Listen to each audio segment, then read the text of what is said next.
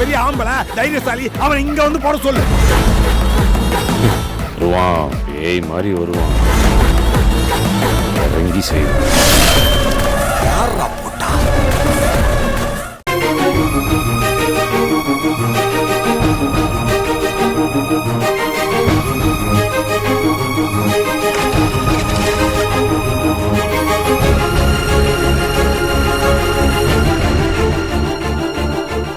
என்ன செல்வி, ஏரியால ஒரு ஆள் விடாம எல்லாரும் சொல்லி வச்ச மாதிரியே அந்த பிரம்மா நல்லவரு, சுந்தர் சொக்க தங்கம், அந்த சிவகாமி அம்மா குடும்பம் குத்து விளக்குன்னு எல்லாம் சொல்லி வச்ச மாதிரி ஒரே பதில சொல்றாங்க.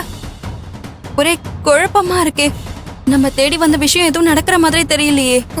ஆமா மயில, அதான் எனக்கும் ஒண்ணும் புரியல. அது எப்படி ஒருத்தர் மாறாம எல்லாரும் ஒரே பதில சொல்லி வச்ச மாதிரி சொல்றாங்க?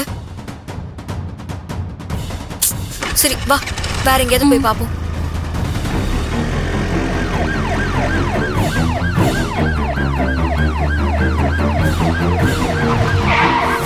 செல்வி, பிரம்மாடி, நம்ம விசாரிக்கிறது தெரிஞ்சா அவ்வளவுதான். வா போயிடலாம். ஏய், எதுக்கடி இப்ப பயப்படுற? விடு, என்ன பண்றான்னு பாத்துடலாம்.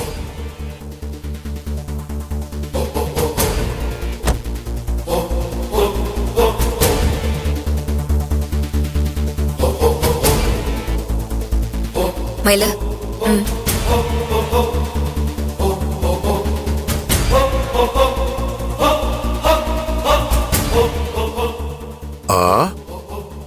என்னம்மா செல்வி, எங்க ஏரியா பக்கம் வந்திருக்கீங்க? என்ன காத்து வாங்க வந்தீங்களா? உங்க ஏரியால நாங்க வரக்கூடாதுன்னு ஏதாவது தடை போட்டிருக்கா? இல்ல சட்டம் ஏதாவது இருக்கா? சச்சா, சட்டமெல்லாம் ஒண்ணும் இல்ல. சுதந்திர நாட்டுல யாரு எங்க வேணாலும் போலாம் வரலாம். ஆனா ஒரு ஏரியால இருந்து வந்து இன்னொரு ஏரியால பிரச்சனை பண்ற மாதிரி இருந்தா அத பார்த்துட்டு இந்த பிரம்மா சும்மா இருக்க மாட்டான். அதத்தான் சொல்ல வந்தேன். உங்களை பார்த்தா ஏதோ உள்நோக்கத்தோட வந்த மாதிரி இருக்க. நாங்க எந்த நோக்கத்தோட வந்தோன்னு உங்ககிட்ட சொல்ல வேண்டிய அவசியமே இல்ல. மயில, வாடி போலாம். ஒரு நிமிஷமா, நீங்க எதுக்காக வந்தீங்கன்னு சொல்ல மாட்டீங்க. அத நான் சொல்லட்டுமா? எப்படியாவது என் பையன் கல்யாணத்தை நிறுத்தணும்னு எங்களை பத்தி தப்பான இன்ஃபர்மேஷன் கிடைக்காதான்னு தேடி வந்திருக்கீங்க, அப்படித்தானே? நான் எதுக்காக உங்க பையனை பத்தி விசாரிக்கணும்? அதான் அவன் ஒரு அயோக்கியன், பொம்பளை பொறுக்கின்னு எனக்கு தெரியுமே. ஏன் நீங்க எஃப்ஐஆர் போட்டது உங்களுக்கு மறந்து போச்சா இன்ஸ்பெக்டர் சார்? ஓஹோ, அந்த எஃப்ஐஆர் என்னாச்சுன்னு உனக்கு தான் தெரியுமா? நீ என்ன நினைச்சாலும் இந்த கல்யாணத்தை நான் நடத்தியே தீர்வேன். உன்னையும் உன் அப்பனையும் நான் அசிங்கப்படுத்தியே தீர்வேன். நீங்க எந்த தைரியத்துல இப்படி பேசுறீங்கன்னு எனக்கு நல்லா தெரியும். திருமாமா உங்க மேல வச்சிருக்கிற நம்பிக்கையில இப்படி எல்லாம் பேசுறீங்க. ஆனா நான் அவர்கிட்ட உங்களை பத்தியும் உங்க பையனை பத்திய உண்மையும் ஆதாரத்தோட சொன்னேன்னு வச்சுக்கோங்க, அடுத்த நிமிஷம் நீங்க அவரோட உண்மையான முகத்தை பாப்பீங்க. அது வரைக்கும் ஆடுங்க. உங்க ஆட்டத்தை நான் சீக்கிரம் அடக்கி காட்டுறேன். போலீஸ்கார எனக்கே சவாலா? பாப்போம் நீ எப்படி இந்த கல்யாணத்தை நிறுத்துறன்னு. நான் இருக்கிற வரைக்கும் எனக்கு எதிராவோ இல்ல என் பையனுக்கு எதிராவோ உன்னால ஒரு ஆதாரத்தை கூட காட்ட முடியாது. எதுவும் உனக்கு கிடைக்காது. இங்க இருக்கிறவங்க யாரும் எனக்கு எதிராக பேசவே மாட்டாங்க. ஏன்னா என் அதிகாரத்தால எல்லாரையும் மிரட்டி வச்சிருக்கேன். எனக்கு பயந்தவங்க உண்மையே பேச மாட்டாங்க. இப்ப நீ கேட்டப்ப கூட எல்லாரும் நல்லபடியா தானே சொல்லியிருப்பாங்க. அப்படிதான் சொல்லுவாங்க. அதனால நீ உன் டைமை வேஸ்ட் பண்ணாம சந்தோஷமா உன் புருஷனோட சேர்ந்து வாழு.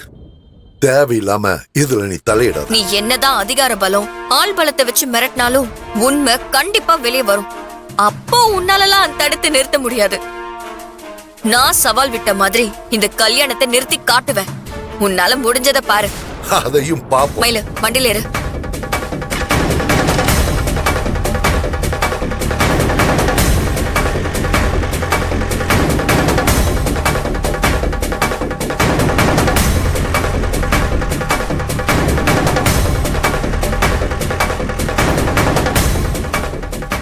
என்ன செல்வி, அந்த பிரம்மாவை நம்ம எப்படி எதிர்க்கிறது?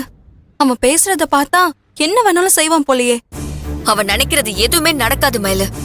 நாம வருவோன்னு பயந்துகிட்டு தான் அவன் எல்லாரையும் மிரட்டி பொய்ய நல்லவன்னு சொல்ல வச்சிருக்கான். இதுல இருந்தே அவன் எவ்வளவு கெட்டவன்னு நமக்கு தெரிய வந்துருச்சு. ஆனா நம்ம இப்ப பண்ண வேண்டியது ஒன்னே ஒண்ணுதான். என்ன செல்வி அது? என்னன்னு சொல்லு. அது எதுவா இருந்தாலும் பண்ணிடலாம்.